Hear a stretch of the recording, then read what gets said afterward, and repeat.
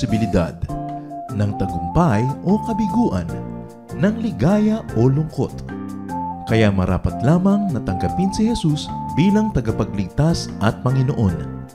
At matapos yun ay panariwain ang katapatan at paglapit sa Kanya bawat araw o day by day. Ang day by day ay naglalayong umalalay sa pang-araw-araw na pamumuhay. Narito po si Kuya Ed Lapis sa mensaheng pinamagatang Minimize Worry.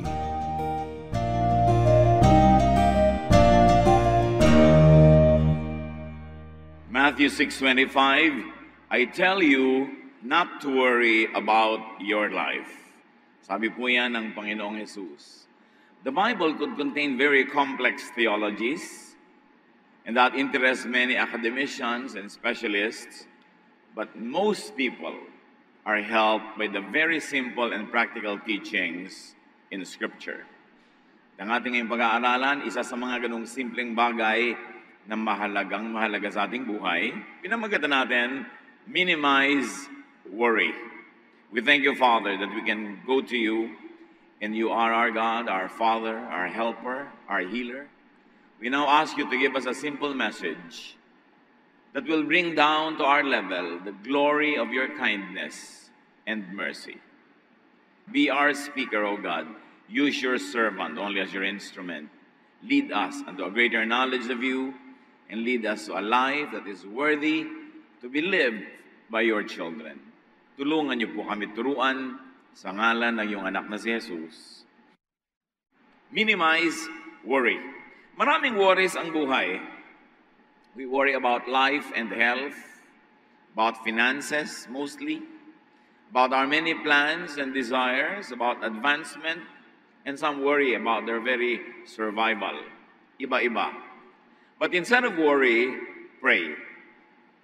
Alam na natin yan, pero sabi ng matatanda, ang paalalay gamot sa taong nakalilimot. Connect with God through prayer. Because spiritual connection with God teaches and inspires. It also gives space for counsel, for wisdom. Spiritual connection with God empowers, relaxes even, and soothes. So pag ang tao'y nalilito, nagugulo, magandang manalangin. Para kang plug na isinasaksak sa outlet, nakakakonekta ka sa kapangyarihan ng Diyos. Ang iyong kahinaan ay lumalakas, ang iyong kaguluhan ay tumatahimik, at nagkakaroon ka ng inspirasyon. Prayer should not only be resorted to by the very, very cornered and hopeless. Prayer should not be the last resort. It should be the first recourse. Maraming mga pagkakamaling hindi na sana magagawa kung nag-pray agad.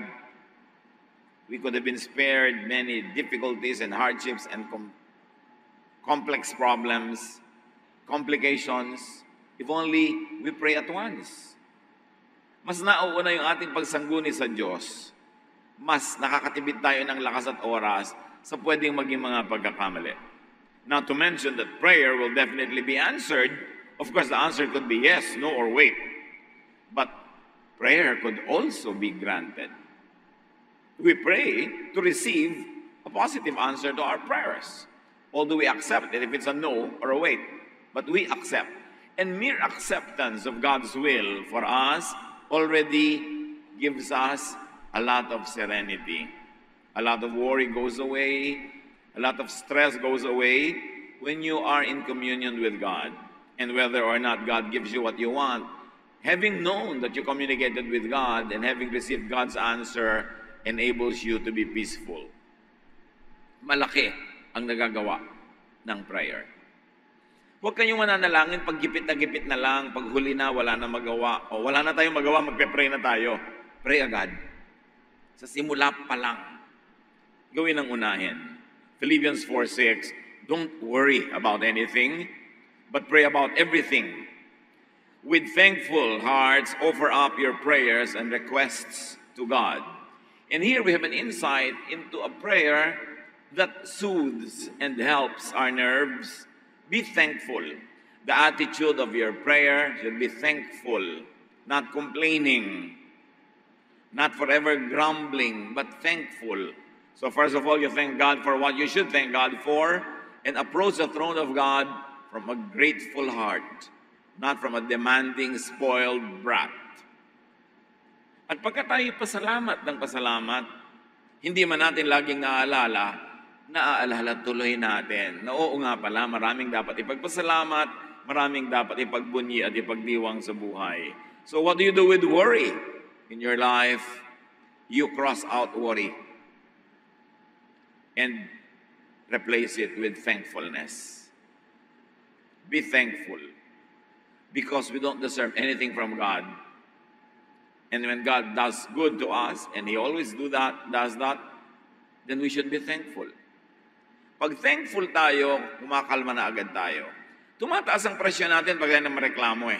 Pag magagalitin, pag maraming expectation, hindi naman nangyayari, naiinis tayo, gagalit tayo, na-stress tayo, and it's bad for our health. But to have less to worry about, and to help secure the future, instead of worry, plant good seeds.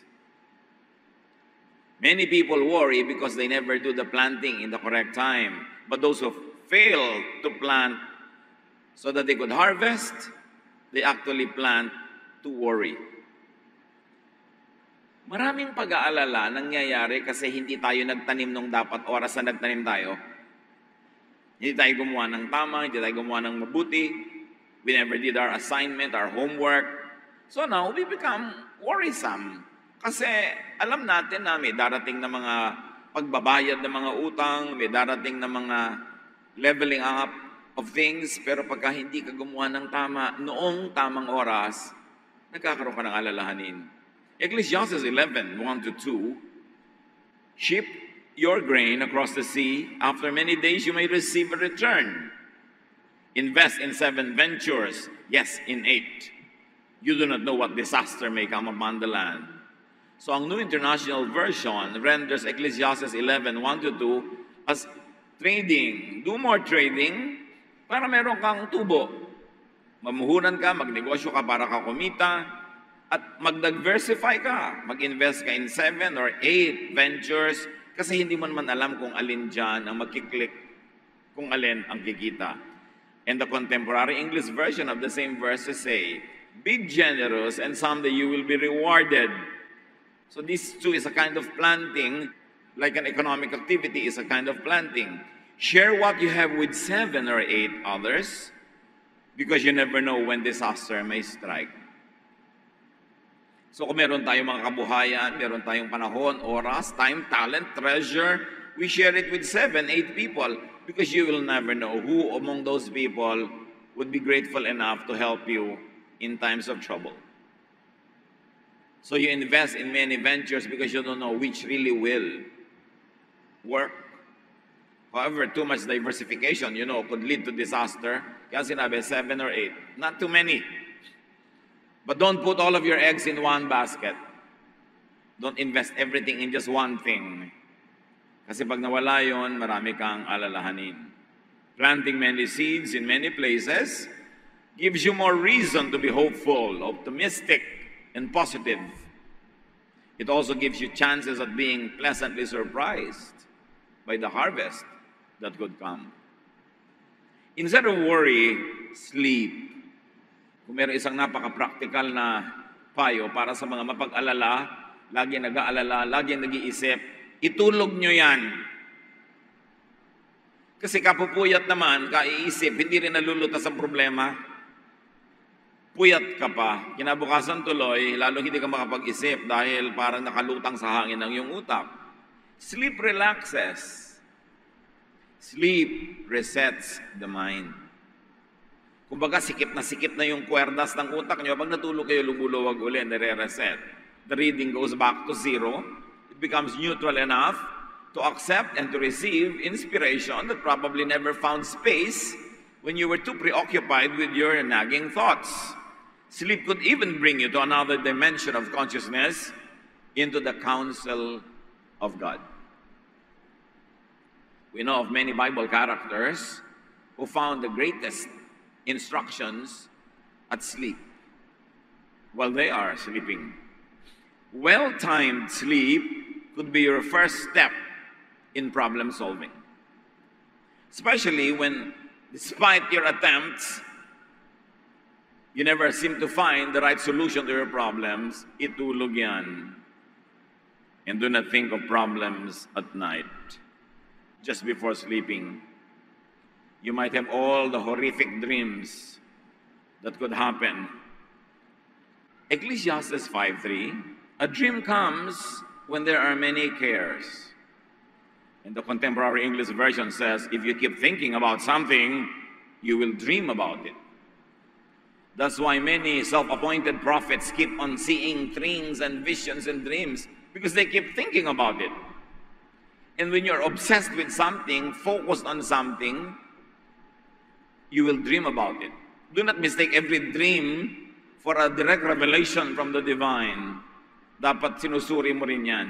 Pag sobrang laging gusto mo, lagi mong iniisip, mapapanaginipan mo yan, kahit hindi ka propeta. And of course, if you like to think and dream of positive things, fill your minds with positive thoughts before sleeping.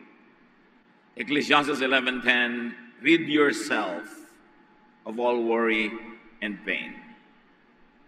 Have you noticed that life seems more dreary, problems seem more terrible between 12 midnight and 4 a.m.?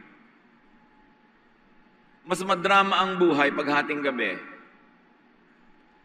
Pag may namimiss kayong tao, subukan yung maalala yan ng mga 1 a.m., 2 a.m., halos mabaliw kayo sa pagkamiss.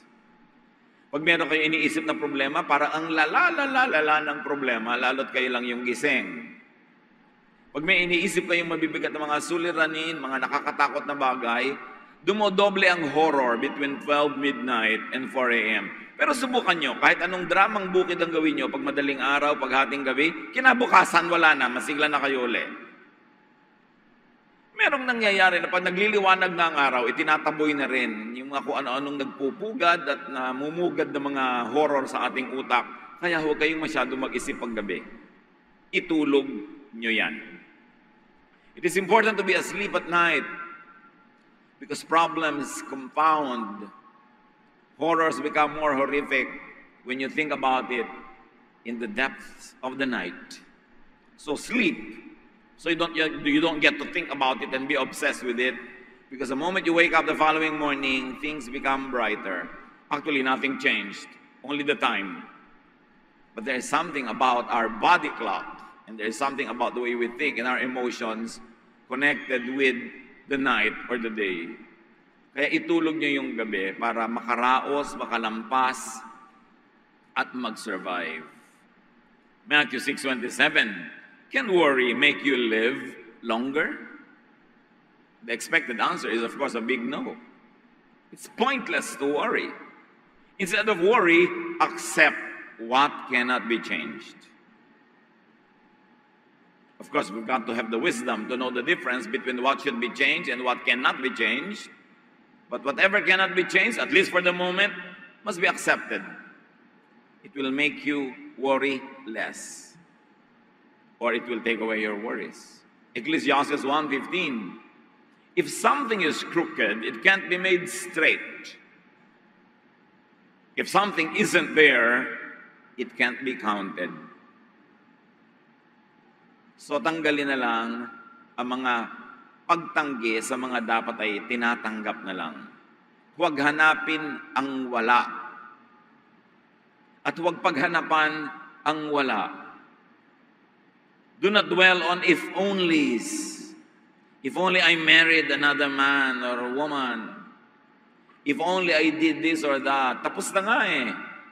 People who live filled with if onlys always worry and are stressed and are unhappy. Don't say if only. Say next time. Kung may next time ka pa to marry, no? In that case. Kasi marami pa namang pwedeng mangyari. Pagtapos na, hindi na mababago, tanggapin nyo na. Do not dwell on it should have been. Because that will fill your heart with a lot of negative thoughts that will lead only to rebellion, that will lead to stress and worry. Kaya sabi ni Percy Bysshe Shelley, we look before and after and pine for what is not. Our sincerest laughter with some pain is fraught. Our sweetest songs are those that tell of saddest thought. Lulungkot ka talaga, hihirap ang buhay, kung ang lagi ang hinahanap mo ay wala. Accept a situation that can't be changed. Accept a person, especially, that cannot be changed. Accept a given that cannot be changed. And do not problematize something that has no solution. Pastor, may malaki po akong problema, wala pong solusyon. Iha, ang lahat ng problema may solusyon. Every problem is a corresponding, a partner solution. If it has no solution, it is not a problem. Therefore, don't problematize it. Accept it. Pag walang solusyon, ano gagawin mo? Iuumpog mo ulo sa lahat ng bato para ma-solve?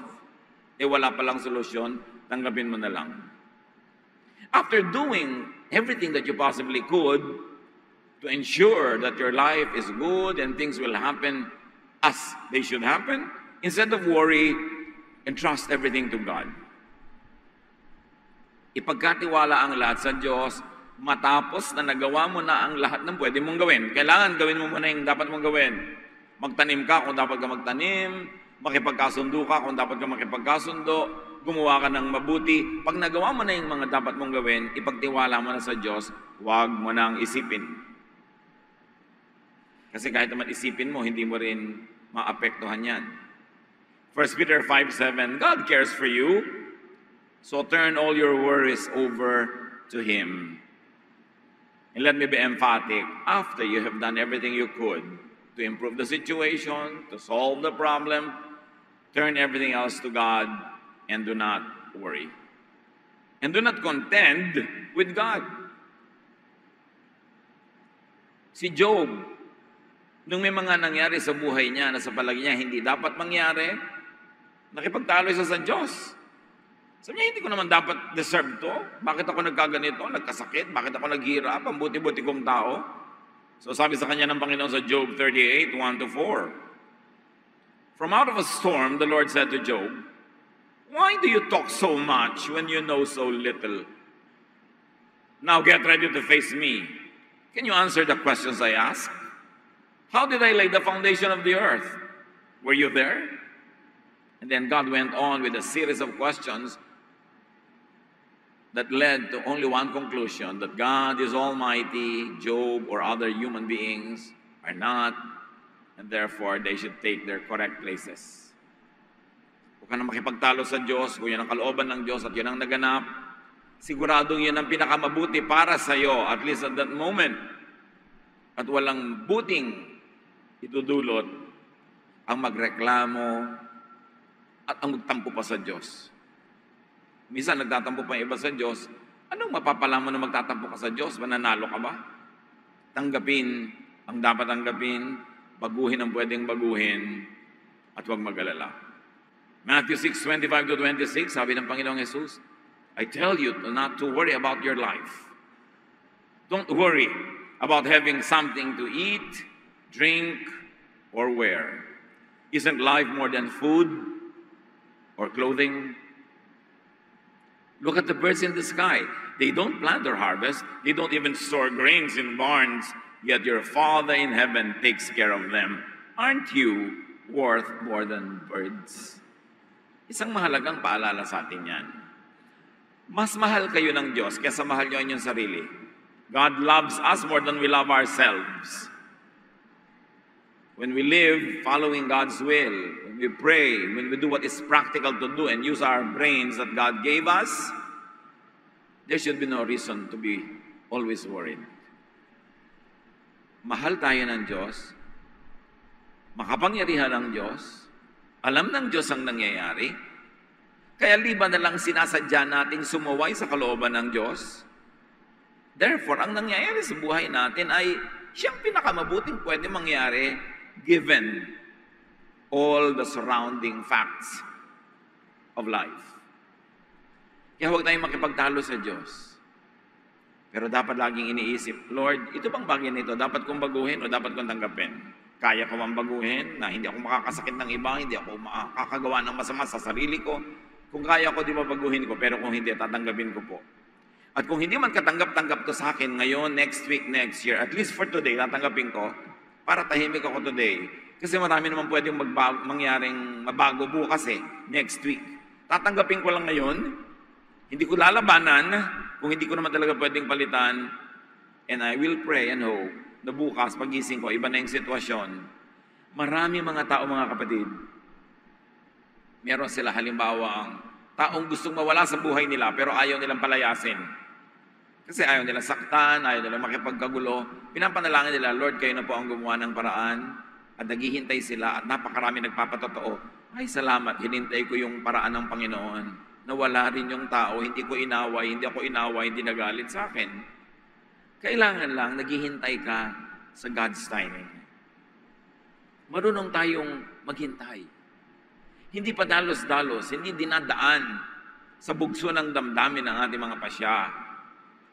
At kung wala kang magagawang tama, kung ang gagawin mo lang ay makakasira, makakagulo, mabuti pa, wala ka na lang munang gawin at hintayin mong kumilos ang Diyos. Hindi mo laging kailangang makialam, hindi mo kailangang laging actively orchestrating what happens around you. Because God is alive, and God is powerful, and God is involved in our daily lives. At napakalaking advantage sa ating mga anak ng Diyos yun, na meron tayong inaasahan ng Diyos, meron tayong pinupuntahan, at sa mga bagay na din natin maunawa, na ipapasa Diyos natin, dahil tayo nagtitiwala sa Kanya. Ano ang mga worries niyo sa buhay? Worried ba kayo about the future? Worried ba kayo about health? Worried ba tayo about money? Worried ba tayo about social relationships? About professional situations and professional issues? Lahat yan alam ng Diyos. Gawin natin kung anong tama. Lagi tayong gumawa ng mahusay, magtanim ng mabuti, umasang aanin nun, at ipasa Diyos ang lahat. Meanwhile, don't allow worry about things that are yet to happen spoil the beauty of what is happening now that you could otherwise miss. If you're always fixated on what could be and what might be, we miss what is happening right now. And today will never come back. The moment you miss this hour, it will never return. So we miss a slice of life, and we miss a chunk of life because we worry too much about a far away next week or next month. Plan, yes. But then after doing enough planning, leave the results to God. Ama namin, turuan niyo po kami. Payapain niyo po ang aming loob, yung aming mga pag-aalala. Turuan niyo kami magtiwala sa inyo, gawin ang tama, at mabukas ang mata namin sa napakaraming magagandang bagay na dapat naming malasap, ma-enjoy, kung hindi lang kami laging nag-aalala at laging natatakot. Panginoon, palitan mo ng kapayapaan. Palitan niyo po ng inspirasyon. Palitan niyo ng kaliwanagan. Palitan niyo ng lakas. Yung lugar na ngayon na bakante dahil tinanggal namin ang mga worries na ito't ibinigay sa inyo. Spend silent time with the Lord. Listen to the Spirit.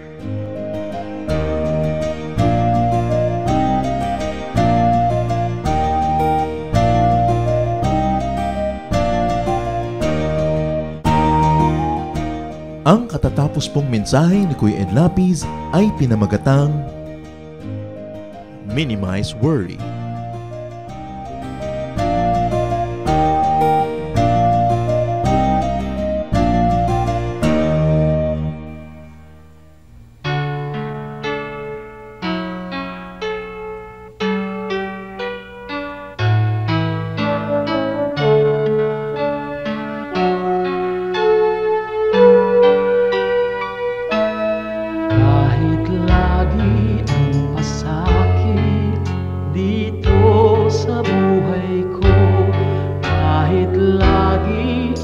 pagluha dito sa buhay ko, sakali man itong aking kamatok, ubod ng bigat. Sa tulong mo, Jesus, nakakaya ang lahat. Kung sakaling ang ligaya'y di pa natagpuan, kung sakaling ang ginhawa'y di pa nakakamtan, sa piling mo, Jesus, ako ay lagi nang nakatanaw. Sa langit mong laan, di na mamamanglaw. Pagtitiis, pagtitiis ang kailangan kong mabatid. Kaya't ikaw, Panginoon, ang aking tutularan. Pagtitiis, pagtitiis ang kailangan kong mabatid. Ang buhay ko ay lalago kung mayroong pagtitiis.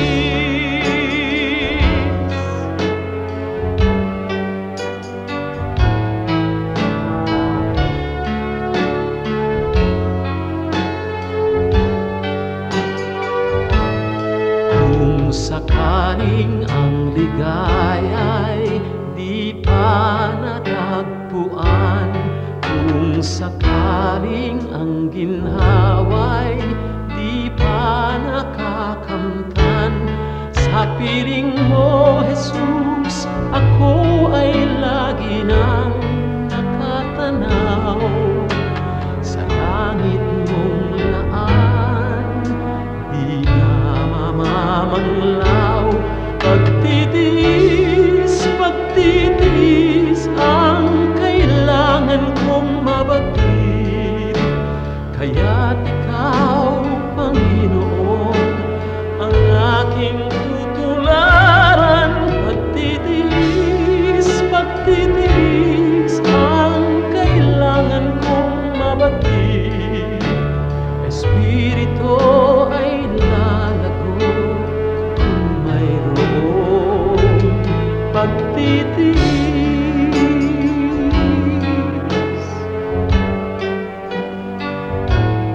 Pagtitiis.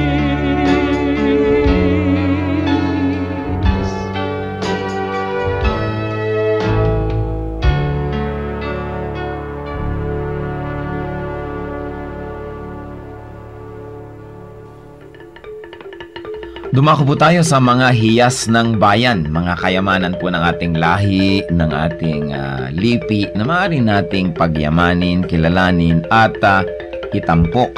At ito po ay ating ding ipamana sa mga darating pang henerasyon. Ang atin po ngayong itatampok na hiyas ng bayan ay ang ating mga kasabihan. Marami po tayong magagandang mga kasabihan. At bakit po kayamanan ng bayan ang mga kasabihan?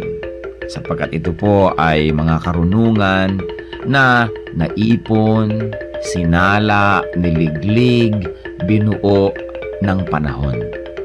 Sa tagal ng ating mga karanasan bilang isang bayan, bilang mga mamamayan, bilang tao, ang ating po mga ninuno ay nakabuo ng mga salawikain na nakabase sa mga mahahaba, matatagal at malalalim na mga karanasan.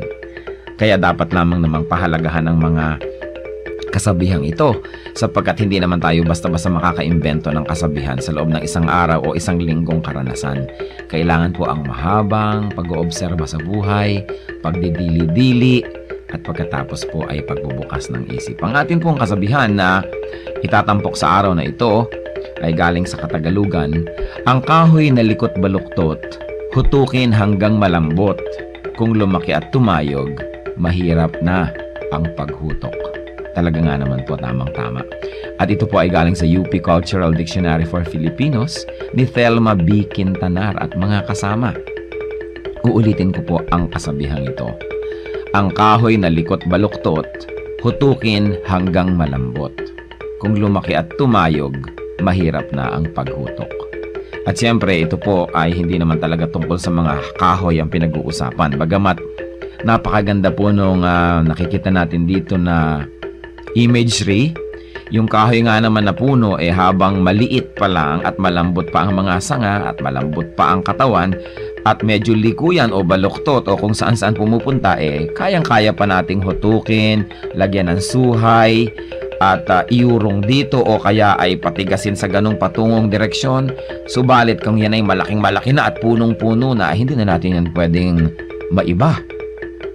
Dahil matigas na at mataas na, baka hindi pa natin maabot.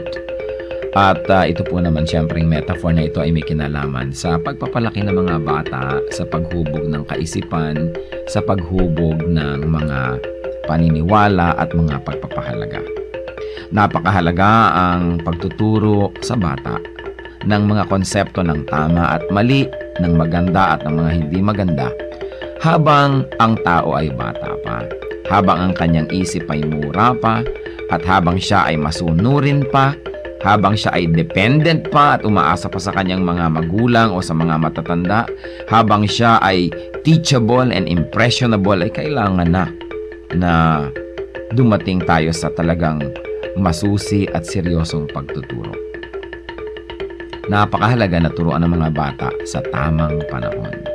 Huwag po nating ipaurong-urong ang pagtuturo sa mga bata. Pag kami mga itinatanong, huwag natin sabihin, bata ka pa, hindi mo pa malalaman yan, saka na, pagtanda mo na. O kaya, ano ba, kabata-bata mo, ang dami mong tanong, malalaman mo rin yan pagtanda mo. Kailangan po maingat tayo sa pagsagot sa mga tanong, ibigay po natin ang mga sagot na tumpak at tama, at itrato natin ang mga bata na parang matanda kung ating kausap, igalang din natin sila, at bigyan natin ng mga tamang paliwanag. Tandaan po natin ang pagbabantay, ang pagtuturo, ang paghuhutok sa mga mumunting mga bata. Yan po ay magkakaroon ng panghabang buhay na epekto sa kanilang buhay. Kaya isa pong mahalaga na paalala rin sa ating mga magulang, bigyan natin ng oras ang ating mga anak, bigyan natin ng panahon na mahutok yan sa tama, sapagkat kapag malaki na, mahirap na po yan na ibahin pa. Kaya ilapit natin sa Panginoon habang maaga, palakihin natin ang may takot sa Diyos, palakihin natin na kasama ay mga mananampalataya, nadidinig ang salita ng Diyos, mga Kristiyanong awitin, at nang sa gayon, ang batang ito ay lumaking nasa tamang direksyon. Sabi rin po yan sa Bible, train up a child in the way he should go, and when he is old, he will not depart from it. Meron po tayong equivalent niyan sa ating pong kultura, sa ating mga kasabihan. At yan po ang hiyas ng ating bayan ngayon, kasabihang, ang kahoy na likot baluktot, hutukin hanggang malambot. Kung lumaki at tumayog, mahirap na ang paghutok.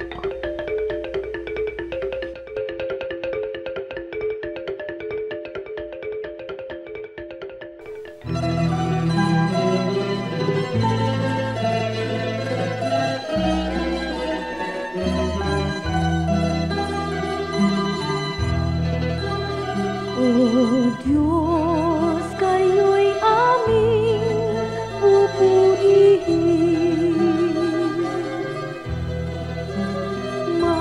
Marapat na ito'y aming gawin. Ang inyong gawa sa amin ay namamasdan. Tunay na dapat kang papurihan.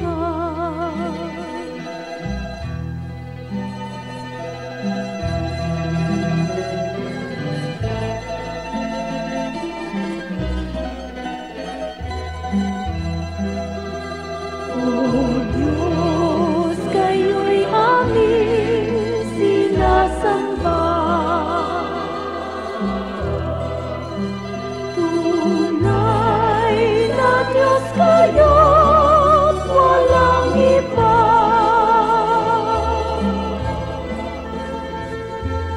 Ang inyong likha ngayon'y nangangayo pa pa.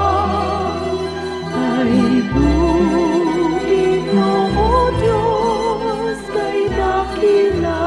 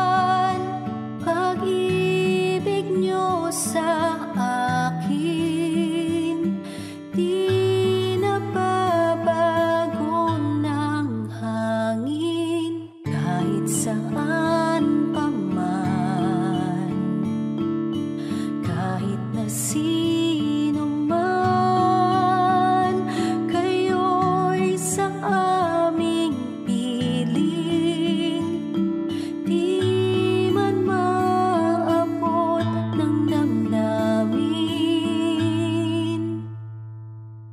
Ang pag-ibig niyo'y wagas, hindi magwawakas.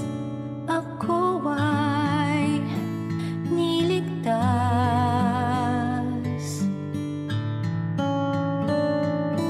at pag-ibig niyo'y sapat, sa akin ay tapat, kahit na di ako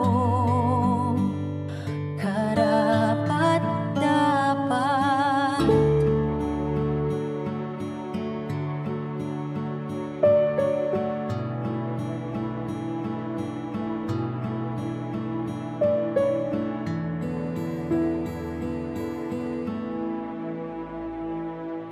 Magpakailan pa man, magpawalang hanggan, pag-ibig niyo sa akin di nababago ng hangin, kahit saan pa man, kahit na sino man, kayo'y sa aming piling, di man maabot ng damdamin.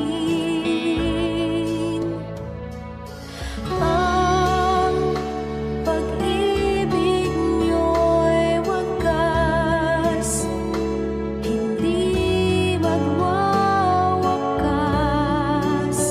Ako ay niligtas,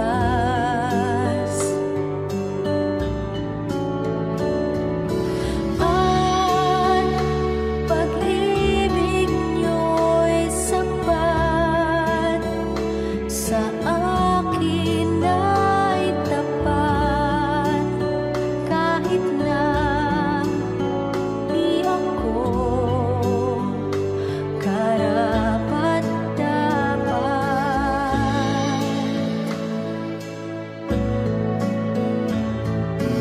Tanging sa'yo aasa, lalapit ang magpupuno ng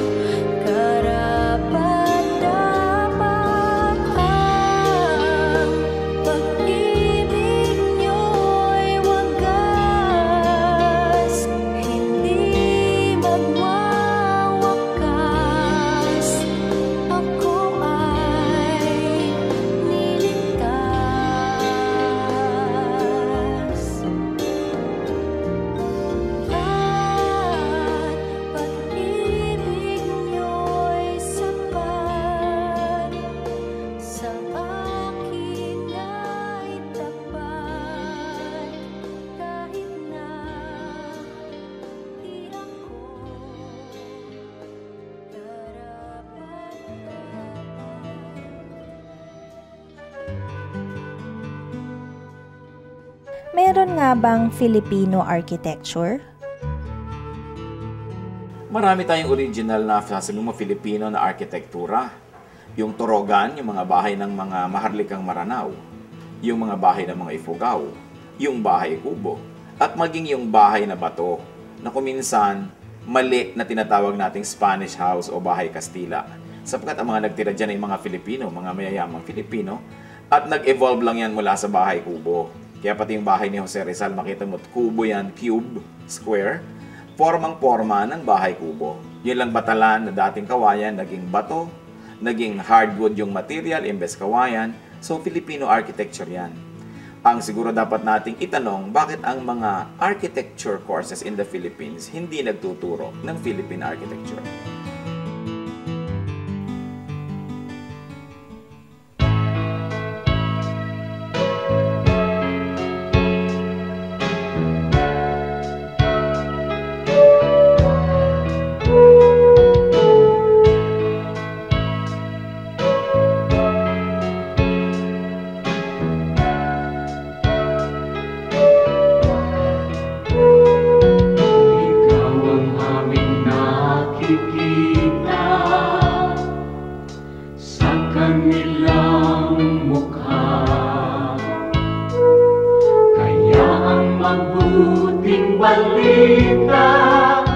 Binabahagi sa mga dukha,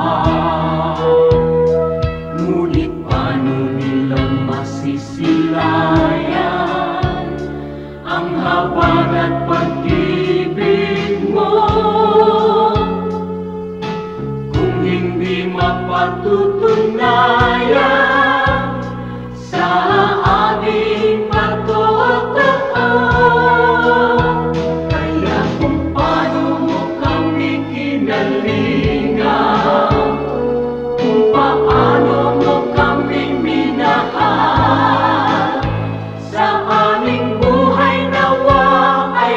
Bunga ng pagtitiyaga at pagpapagal sa aming kilos, salita at damdamin. Maranasan nilang totoo ang kabutihang natutunan natin na nagmumula sa'yo.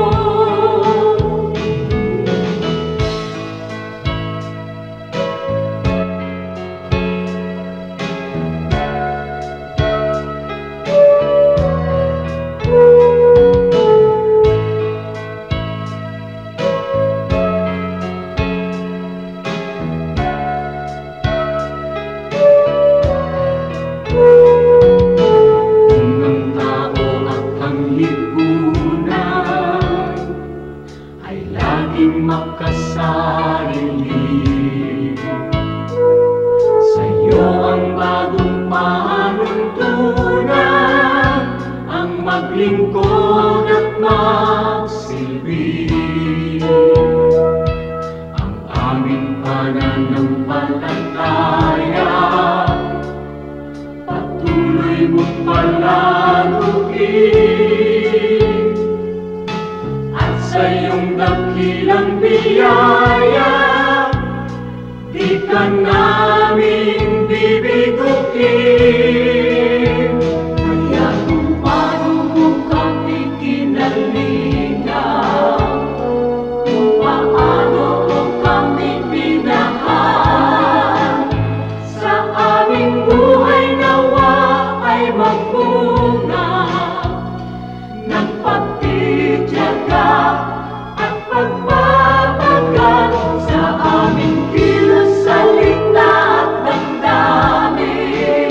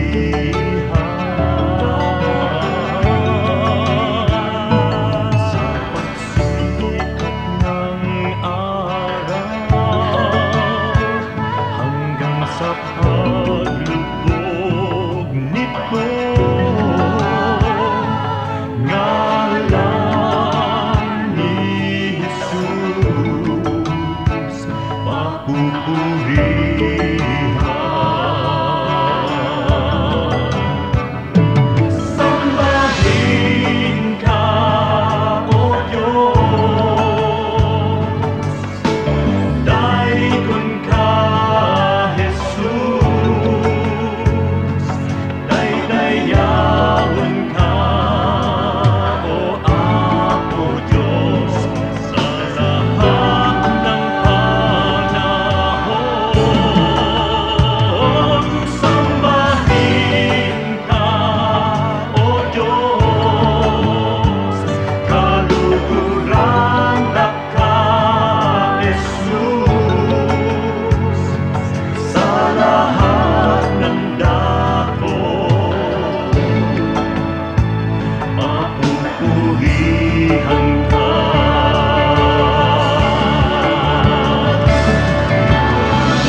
Sa pagsilay ng liwanag mula doon sa silangan, nadarama't nakikita ang sa inyong pagmamahal.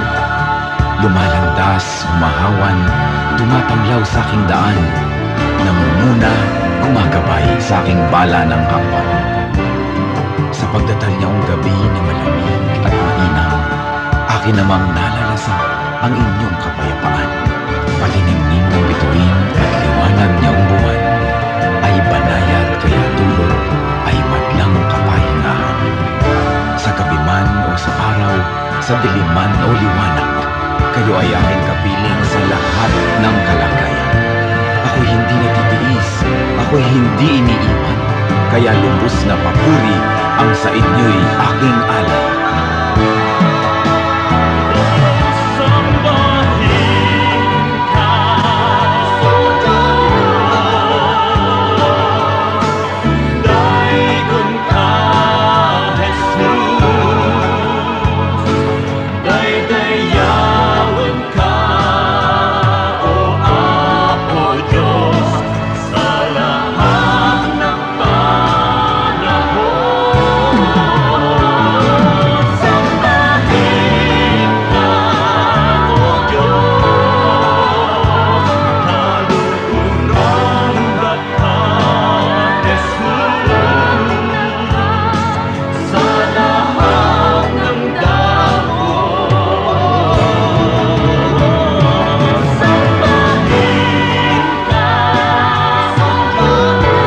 O Diyos, daikon ka, Jesus, daydayawan ka, O Apo Diyos, sa lahat ng panahon. Sambahin ka, O Diyos, kaluguran ka, Jesus, sa lahat ng dako.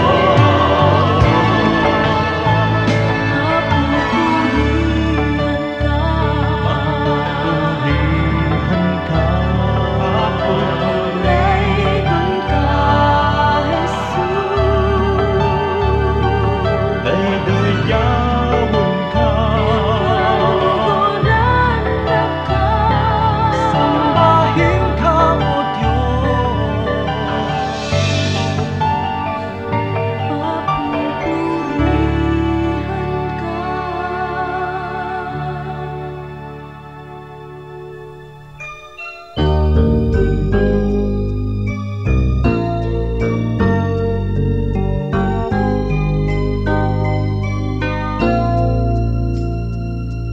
Kung ang puso mo ay nasasaktan dahil buhay ko ay may kabiguan, suliranin may nagbunga ng kasawian. O Jesus, ikaw ay laging nandyan. Kung nagkamalit, nagkasala man, ang patawad mo'y laging nakalaan. Kung ang kapwa ko sa akin nagkasala man, ang patawad ko kay kaya'y ilalaan. Ang kabaitan mo ay dapat kong tularan sa buhay ko. Ang kabaitan ko, biyaya ng Espiritu, kabaitan ko.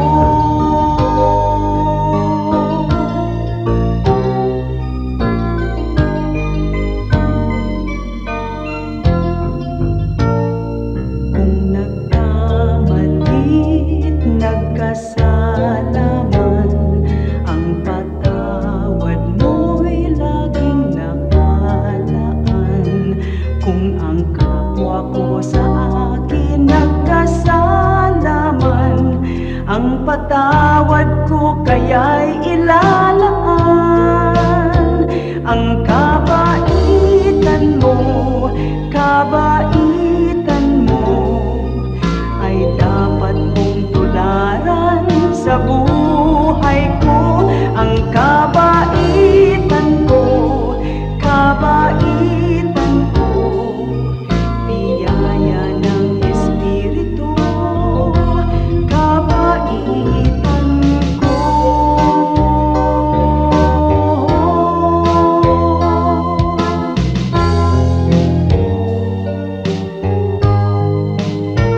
Ang kabaitan mo ay dapat kong tularan sa buhay ko. Ang kabaitan ko, biyaya ng Espiritu, kabaitan ko.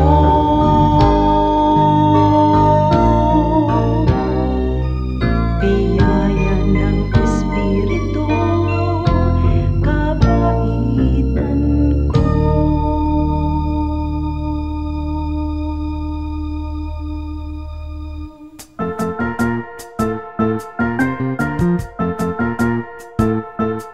Oras na po para pansamantalang magpaalam ang programang Day by Day.